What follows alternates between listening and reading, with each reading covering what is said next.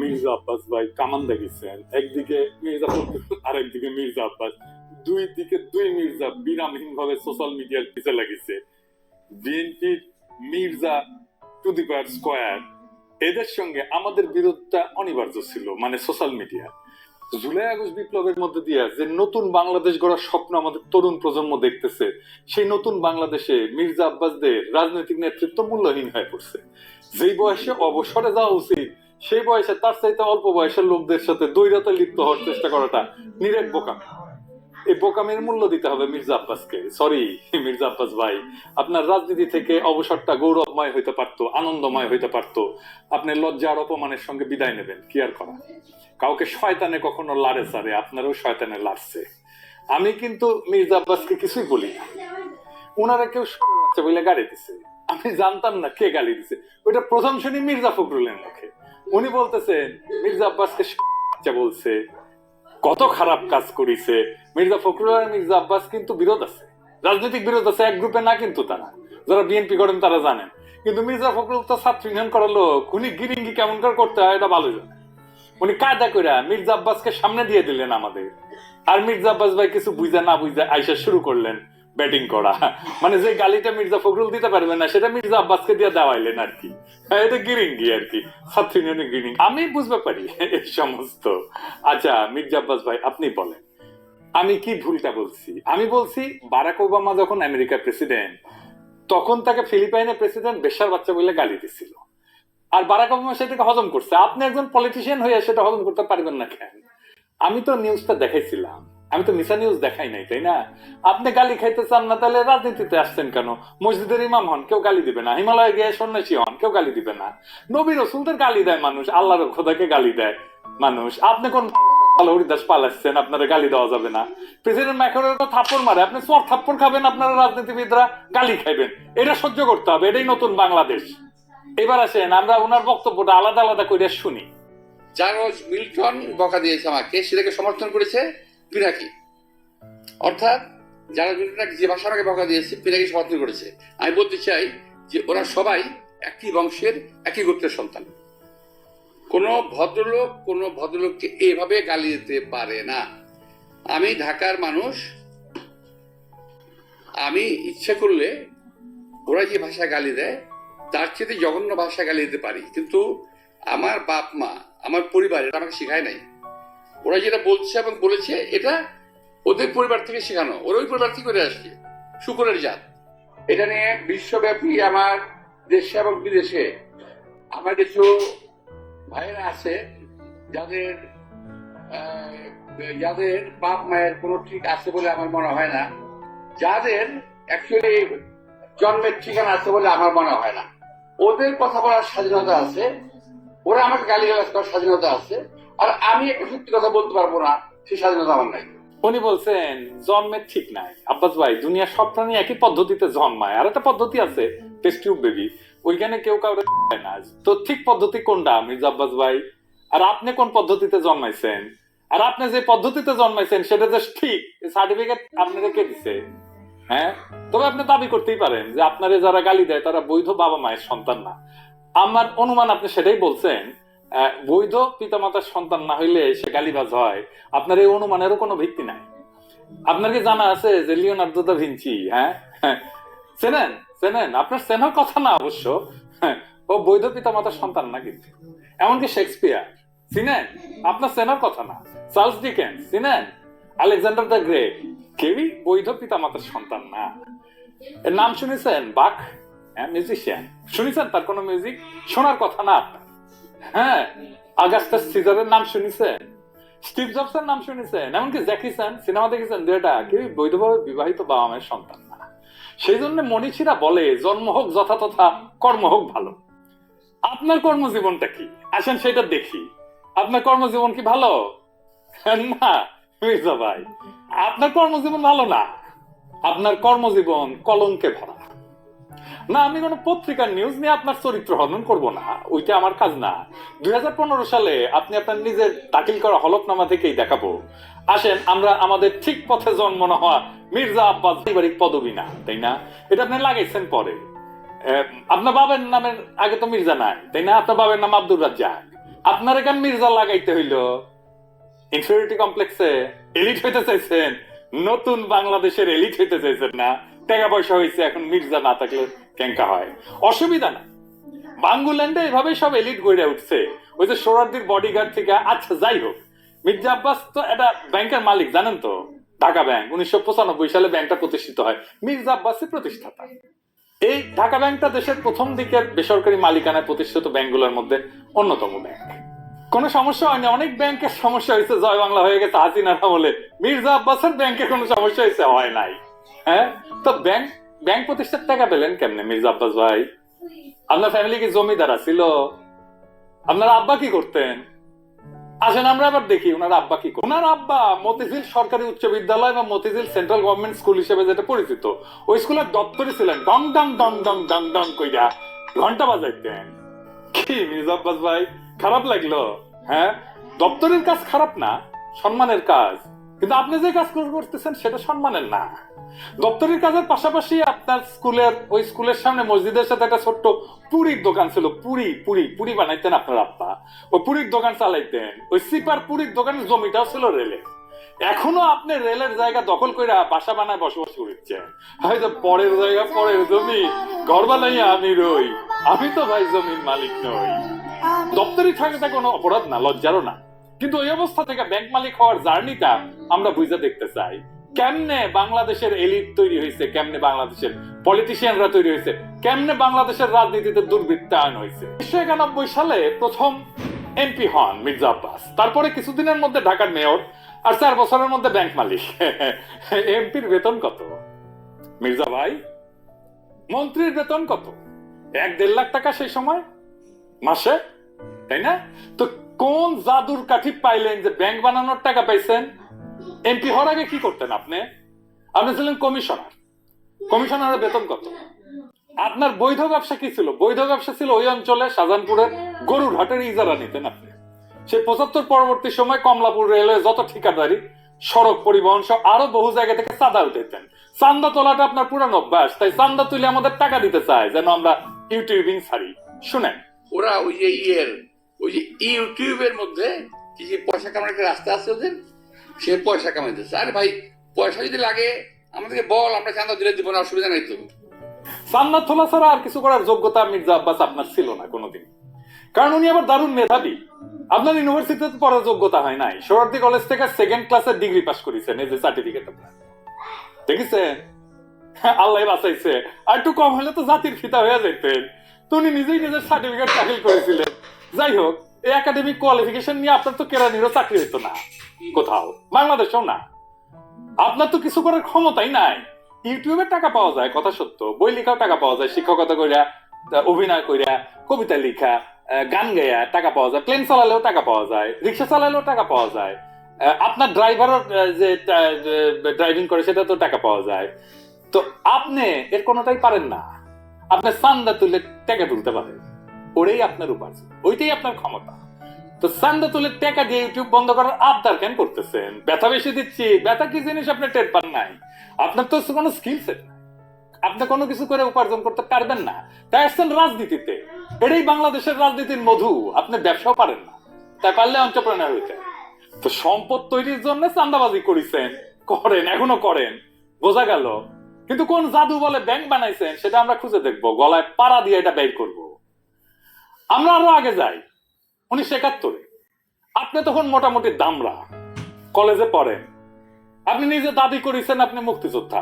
শোনেন, মূলত আমি এক কথা বলতে পারবো যে ওই 26শে মার্চ রাত্রে যদি আমরা ওই আওয়াজ না পেতাম, যদি আমরা, তাহলে দেশের মানুষের ভাগ্য নিয়ে বহু লোকই সিনেমিনি খেলার সুযোগ পেত, সেটা পায়নি। পরবর্তীতে আমরা মুক্তিযুদ্ধে যাই এবং দেশের স্বাধীনতা যুদ্ধে অংশগ্রহণ করি। এটা আবার বিএনপির পেজ থেকে শেয়ার দেওয়া। এই বক্তব্যে উনি বলছেন মুক্তিযুদ্ধে কি করেছেন সেটার কোনো কিন্তু উল্লেখ নাই। 25শে মার্চে কি হয়েছে, শাহজাহানপুরে ওনার বাসা থেকে কি দেখেছেন, ওইটুকুই শুধু বলতে পারেন, তার বাইরে আর যাইতে পারেন না। তার বাইরে গেলে জিয়াউর রহমান মুক্তিযুদ্ধের ঘোষণা অমুক তমুক ওই জায়গায় চলে যান। উনি কোথাও মুক্তিযুদ্ধ করেন নাই। কোন সেক্টরে যুদ্ধ করেছেন, কোথায় ট্রেনিং নিছেন, কারা ছিল সহযোদ্ধা? মিছা কথা কইতে লজ্জা লাগে না মির্জা আব্বাস? এটা চেনেন? 1971 পাকিস্তানি বাহিনী তার নাম শুনলে কাপড় নষ্ট করে ফেলতো। ঢাকার গেরিলা মুক্তিযোদ্ধা সাদেক হোসেন খোকার দলে। আমি তার কাছ থেকে জানছি আপনি মুক্তিযুদ্ধ করেন না। এমনকি আপনি এই যে যারা মুক্তিযুদ্ধ করছে একই সময় ঢাকায়, আজম খান, ইকবাল সুফি, আলমাস লস্কর, কাজী মোহাম্মদ হেদায়েতুল্লাহ, মোহাম্মদ শফি, খুরশিদ আব্দুল মতিন, আবু তাহের, মোহাম্মদ বাশার, খন্দকার আবু জায়েদ, জিন্না, ফরাদ জামিল, ফুয়াদ, মোহাম্মদ শামসুল হুদা, ডক্টর নিজাম, জাহের, কোসি, ঢাকার মুক্তিযুদ্ধের সেই উজ্জ্বল নামগুলা কারো বন্ধু সার্কেলের লোক আপনি ছিলেন না। 1971 মুক্তিযুদ্ধের যাওয়ার সাহস হয় নাই, আজ আসছেন 71 বাঁচাইতে, দ্বিতীয় স্বাধীনতাকে অস্বীকার করতে। বাহ বাহ, চমৎকার চমৎকার। আর এক জাফর ইকবাল রাজনীতিতে আবার বলছেন আমরা নাকি হাসিনারে যারা সমর্থন করছে সে ব্যবসায়ীদের বিরুদ্ধে কিছু বলি না। শুক্রের গ্রুপ ওরা কিন্তু দেখেন, ওরা শুধু রাজনীতিবিদদের পিছনে লেগেছে, কিন্তু কিন্তু যারা নাকি এই যে হত্যাকাণ্ড ঘটালো, এই যে ছাত্রদের হত্যাকাণ্ডটা ঘটালো, একটা বিশাল একটা ব্যবসায়ী গ্রুপ আছে না? আমরা দেখেন 3 তারিখে, 3 তারিখে আগস্টের 3 তারিখে যারা হাসিনার সাথে দেখা করেছিল, মিটিং করেছিল এবং বিভিন্ন ভাষায় তাকে এমন ভাবে কথা বলেছিল যে হাসিনা খুন করতে উৎসাহিত হয়েছিল। তাদেরকে এমন ভাবে প্রভোগ করা হয়েছিল যে হাসিনাকে খুন করতে উৎসাহিত করা হয়েছে। সেই লোকগুলোর সম্বন্ধে তারা কিছু বলে না, তারা কিছুই বলে না, তার মুখে কোনো শব্দ নাই। মির্জা আব্বাস কি শুক্রে 8 দিন হইলে আমার ভিডিও দেখেন, তিনি কি কাউরে ছাড়িছে? হাসিনা যখন ক্ষমতায় তখন একটা এপিসোডই করছে আলাদা করে ফ্যাসিবাদের সমর্থক ব্যবসায়ীদের। এডিটর সাহেব দেখে দেন না কিছু এক না ওটা থেকে। এফডিসিসি এর একটা কনফারেন্স আছে, সেইখানে বাংলাদেশের ব্যবসায়ী নেতারা হাসিনাকে সামনে রেখা নানাভাবে তেল দিছে, শেখ হাসিনার নামে জয়ধ্বনি দিছে, গানের কলি ব্যবহার করে হাসিনার মন পাওয়ার চেষ্টা করছে। হাসিনাকে যারা উৎখাত করতে চায় তাদের দেখে নিবে বলছে হাসিনাকে যারা উৎখাত করতে চায় তাদের ঠেকায় দিতে বাংলাদেশের ব্যবসায়ীরাই যথেষ্ট। জয় শেখ হাসিনা, জয় শেখ হাসিনা। সালমান ভাই রাঘব আমাকে বলছে বলার জন্য, হ্যাঁ শেখ হাসিনা সরকার, শেখ হাসিনা সরকার, শেখ হাসিনা সরকার। কিন্তু হাসিনা যাওয়ার পরে আপনার সামনে কেন সময় টিভির মাইক্রোফোন এডিটর সাহেব বড় কইরা দেখা, মাথার উপরে কেন চ্যানেল 24 এর লোগো? ওরা কি আপনার দুলাভাই লাগে নাকি আপনার চান্দা দেয়? আবার শোনেন বলতেছে আমরা নাকি সবার পিছিয়ে লাগি। এই গোষ্ঠী কখনো বাংলাদেশকে স্থিতিশীল থাকতে দেবে না। কখনো আমার বিরুদ্ধে, কখনো ওর বিরুদ্ধে, কখনো তার বিরুদ্ধে লেগেই থাকবে। আপনি অপেক্ষা করেন, কদিন পর তারা ইউনূস সাহেবকে ধরবে। আমি এটা বলে দিচ্ছি আমি আপনাদের, কদিন সাহেব পরে তারা ডাক্তার ইউনূস সাহেবকে ধরবে। কার পিছে লাগিয়েছি? ইন্ডিয়ান লেসপেন্সারি যারা করে তাদের পিছে লাগিয়েছি। প্রফেসর ইউনূসের পিছনে নাকি আমরা লাগবো? অবশ্যই লাগবো যদি প্রফেসর ইউনূস ইন্ডিয়ান লেসপেন্সারি করে। ইন্ডিয়ান লেসপেন্সারি বাদ দেন, তারপরে আইসেন আলাপ করতে। আমাদের কাছে খবর আছে, বুঝছেন? সব খবর আছে। কি করেছেন হাসিনার আমলে, কেমনে কারে ম্যানেজ করেছেন, সব খবর আছে। আপনাদের দলের লোকেরা বলে সোশ্যাল মিডিয়া কিছু না, মাঠের রাজনীতি, ভোটের রাজনীতি আসল। হ্যাঁ আসেন সোশ্যাল মিডিয়া নিয়ে কি করে বিএনপি দেখি। বিএনপি প্ল্যান নিছে যে তাদের ফেসবুকের পোস্টে তো কেউ যায় না, মাসি মারে ওরা নিজেরা বসে, তো স্পন্সর পড়দের পয়সা খরচ কর, টাকা খরচ কর, তা করবে না। তারা বট রিয়াক্ট, বট মানে বুঝেছেন তো, যন্ত্র থেকে ওই যে লাইক শেয়ার দিবে, বুঝেছেন, কমেন্ট করবে, বট দিয়ে রিয়াক্ট দেন। দেখেন সব ভিয়েতনামের আইডি দেখেছেন? হ্যাঁ আপনারা বিএনপির পোস্ট দেখবেন যে হাজার হাজার লাভ রিয়াক্ট করেছে, ভালোবাসা রে বন্যা বয়ে যাইতেছে, আপনারা প্রভাবিত হয়ে যাবেন। আরে বাপরে সর্বনাশ, ভালো কাজ করেছে তো, ভালো কথা, আমি একটা লাভ রিয়াক্ট দিয়ে দিই। মানুষের সাথে এরকম প্রতারণা করতে পারে কেউ? আওয়ামী লীগ এরকম প্রতারণা করে নাই জনগণের সাথে, বিএনপি যেটা করছে দেখেছেন? এটাই আপনাদের জার্নি, এটাই বাংলাদেশের রাজনীতি, এটাই হয় মন্ত্রী, দলের শীর্ষ নেতা, আর একাডেমিক যোগ্যতায় কেরানি হয়ে যার জীবন পার করার কথা ছিল সে হয় মন্ত্রী, যার উপার্জনের ধান্দাই হইতেছে কিভাবে অন্যরে ঠকাবে, আরেকজনকে অতিরিক্ত সুবিধা দেবে, অন্যরে বঞ্চনা করবে বা ভয় দেখায় উপার্জন করবে, চান্দা নেবে। আমি যদি 1 টাকা ইউটিউবে উপার্জন করি না, সেটা আমার ইনকাম ট্যাক্সের ফাইলে আছে, এটা আমার বৈধ উপার্জন। আমি 1 টাকা যদি খরচা করি, ওটাও দেখাইতে পারবো আমি কিভাবে এই 1 টাকা উপার্জন করছি। আপনি জিন্দেগিতে দেখাইতে পারবেন না কিভাবে আপনি ব্যাংক বানানোর টাকা পাইছেন, জিন্দেগিতে পারবেন না, চ্যালেঞ্জ দিলাম আপনাকে। আপনার বৈধ উপার্জন কি? আপনি নিজেই ঘোষণায় বলছেন বাড়ি ভাড়ার টাকা আর ব্যাংকে রাখা সঞ্চয়পত্র। বাড়ি ভাড়ার টাকায় পেট চালান, বসে বসে খান, আর ব্যাংকে রাখা সঞ্চয়পত্র ওইটি থেকে সুদ আসে, এটা হইতেছে আপনার উপার্জন। তাও এটা আজকের কথা না, 10 বছর আগের কথা। লজ্জা লাগে না আপনার? হ্যাঁ আমার প্রত্যেকটা পয়সা হালাল, আপনার প্রত্যেকটা পয়সা হারাম। আপনি দাবি করতে পারবেন আপনার প্রত্যেকটা পয়সা হালাল? পারবেন না। বুকে হাত দিয়া বলবেন, আল্লাহর কসম কেটে বলবেন, দেখাই দেবেন আপনার উপার্জন কিভাবে হয়েছে, কেমনে আপনার ব্যাংক করছেন। আপনি কাউরে না কাউকে বঞ্চনা করে সুবিধা দেওয়া ভয় দেখায় যে টাকা উপার্জন করছেন, সে উপার্জনের টাকা দিয়ে ক্যাডার পালেন, সে ক্যাডার ভোটে জিতায়, আর অনুপার্জিত টাকায় ভোট কিনা এমপি হয়ে যান আপনি। আপনার দলের লোকেরা ভোটের কথা বলে, ভোটের কথা গপ্প শুনে না আমাদেরকে। নমিনেশন কিনতে হয় পার্টি থেকে, চান্দা দিয়া, তারপরে টাকা ছিটায় ভোট কিনতে হয়, কেন্দ্র দখল করতে হয়, জাল ভোট দিতে হয়, এই দিয়ে চলছে এতদিন। ভোটের শক্তির রোয়াব দেখায় না, ওই রোয়াব আমরা ফুটে করে দিতে পারি। জুলাই বিপ্লবের আকাঙ্ক্ষা ছিল এই বন্দোবস্তের পরিবর্তন, সত্যিকারের মেধাবীদের দিয়ে রাষ্ট্র চালানো। আপনার কোনো স্কিল নাই মন্ত্রী হওয়ার, আপনার রাষ্ট্র জিনিসটাই বুঝেন নাই, আপনি রাজনীতিও বুঝেন নাই। ক্ষমতা আপনার কাছে টাকা উপার্জনের মৌকা, আর কিচ্ছু না। মির্জা ফখরুল বলছেন আমরা কোথায় নিয়ে যেতে চাই দেশকে, শুনে সোশ্যাল মিডিয়াতে কিছু নতুন নতুন আমি বলি কুতুব আবির্ভূত হয়েছে। তারা বাংলাদেশকে কোথায় নিয়ে যেতে চায় আমি জানি না। আমরা দেশ থেকে ফ্যাসিবাদের সমস্ত কলঙ্ক চিহ্ন মুছবো, আমরা বাংলাদেশে ভারতের তালুকদারি বন্ধ করব, চিরতরে আমরা বাংলাদেশে একটা সাম্যের ইনসাফের রাষ্ট্র করব। আপনারা মির্জা ফখরুল সেই স্বপ্নের সামনে বাধা হয়ে দাঁড়ায় আছে। দেশের জনগণ জানে, বুঝতে পারে প্রফেসর ইউনূসকে কেন তাড়ানোর চেষ্টা করতেছে, কেন দ্রুত নির্বাচন চান। জনগণের জন্য প্রফেসর ইউনূসের এই অতি অল্প সময়ের শাসন হয়ে থাকবে একটা স্বপ্নের মতো, এক অলিক সম্ভাবনার মতো, এক বিদ্যুৎ চমকের মতো সময়। তারপর বাংলাদেশ আবার ফিরে যাবে আপনাদের সেই আদিম জমিদারি ব্যবস্থায়, আপনাদের সেই মাফিয়া শাসনে। আবার কালো টাকা এবং পেশি শক্তির মাস্তানেরা গাড়িতে পতাকা ওড়ায় ঘুরবে, হেলিকপ্টারে চড়বে, দলীয় মাজারের খাদের আবার আমাদের ভয়ে ভয়ে বাঁচতে হবে। ক্ষমতার অঙ্গুলি হেননের নিয়ত নির্দিষ্ট হবে আমাদের মতো ছোটখাটো মানুষদের। আমরা জানি আমাদের দাসের জীবন, আমরা পুতুল নাচের রীতি কথার দুর্ভাগ্য পীড়িত জাতি, সমাজের সবচেয়ে অযোগ্য, অশিক্ষিত, দাম্ভিক, অসৎ মানুষের বড় গলা শোনা ভয়ের রাজ্যে জীবন মৃত আমরা জানি আপনাদের বসংবৎ কোটাল পুত্রের ভিন্ন মতের আগাছা কেটে ফেলার অভিযানে আমরা যে কোনো সময় কচু কাটা হয়ে যেতে পারি। আমাদের জীবন মিথ অফ সিসিফাস। সিসিফাসের গল্প জানে? আর এক অভিশপ্ত জীবন ছিল, পাহাড়ের নিচ থেকে পাথর ঠেলে ঠেলে ঠেলে ঠেলে যখন সে উপরে নিয়ে যায় একেবারে চূড়ায়, তারপর আবার সেই পাথরটা নিচে পড়ে, আবার তার ঠেলে ঠেলে ঠেলে ঠেলে উপরে নিয়ে যেতে হয়। এটাই তার অভিশপ্ত জীবন। আমাদেরও বাংলাদেশের নাগরিকদের জীবন মিথ অফ সিসিফাস। আমাদের অভিশপ্ত জীবন সিসিফাসের মতো। আমাদের সন্তানেরা বারবার রক্ত দিবে এই আর ক্ষমতার রাক্ষস তাড়াইতে, আবার নতুন রাক্ষস এসে দখল করবে জনপদ। আমাদের আসলে কোনো মুক্তি নাই। কিন্তু মির্জা আব্বাস মনে রেখেন, পৃথিবীতে যদি একজন মানুষও থাকে এই নষ্ট দুর্বৃত্তের রাজনীতির মুখোশ খুলে দেবে, সেটা আমি। ঈদের জামাতে যারা প্রফেসর ইউনূসের হাত ছুঁইছে, তারা বলছে আকুল ভাবে ছাড়ার 5টা বছর থাকে, কারণ তারা জানে ওই লোকটা তাদের মানুষের মর্যাদা দিছে। বেশি দিন লাগে নাই, মাত্র 7-8 মাস। মানুষ তার বিপুল সম্ভাবনা আর তাদের অফুরন্ত শক্তির খোঁজ পেয়েছে, জাতির প্রাণ শক্তি জায়গা উঠছে।